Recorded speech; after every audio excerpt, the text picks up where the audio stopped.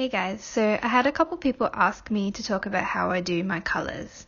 My method isn't necessarily good, it's just what I like to do, so definitely don't take it as like you have to do this. But generally at first, I'll just eyeball the colours and get the flat layer down.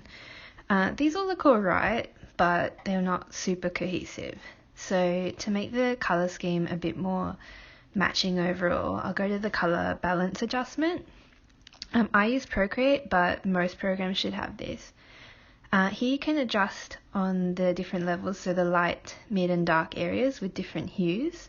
I like to just mess around with it until the colour palette feels nice. I don't really know exactly how to explain that, but it's just stop when it looks good. So my shading method is something that I'm still kind of refining.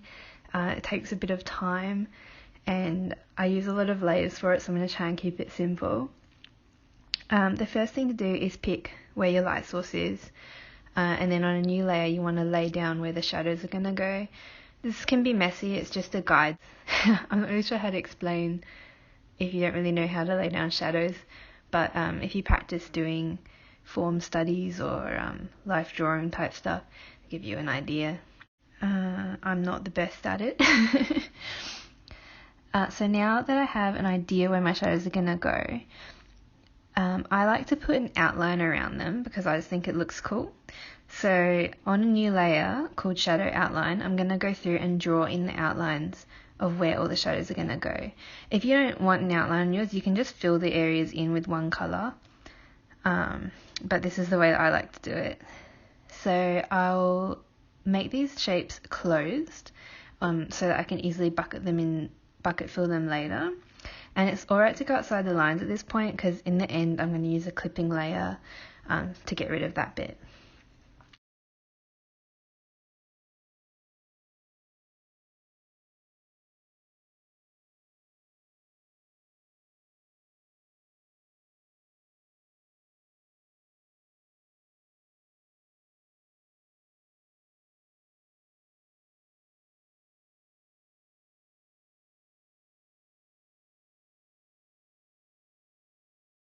So once all the shadows are outlined, I'll make a separate layer called Shadow Fill.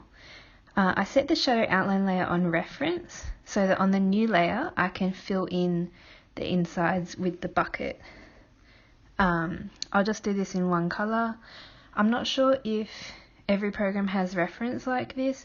If it doesn't, you can use the selection tool on the outline layer and then fill it on the new layer.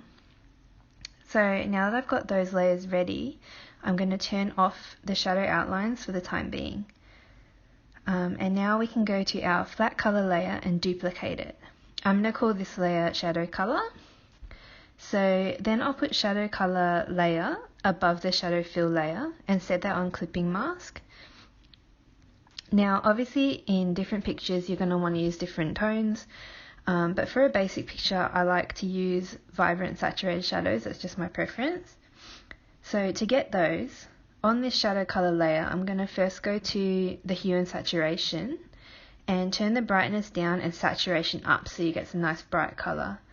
Now, often you'll get some grays in here. So to fix that, if you go to color balance and shift the tones, you can make them more purple, more red, whatever you like. Once I'm happy with how all the colors on the piece look, I will duplicate the shadow color layer so that I can add it to a clipping mask on the shadow outline as well.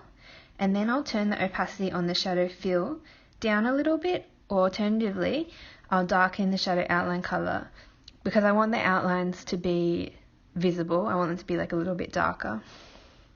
Once I'm happy with how they both look, I'll merge the clipping mask layers. And then I will make both of the shadow layers clip onto the flat colors so that gets rid of anything that's outside the lines.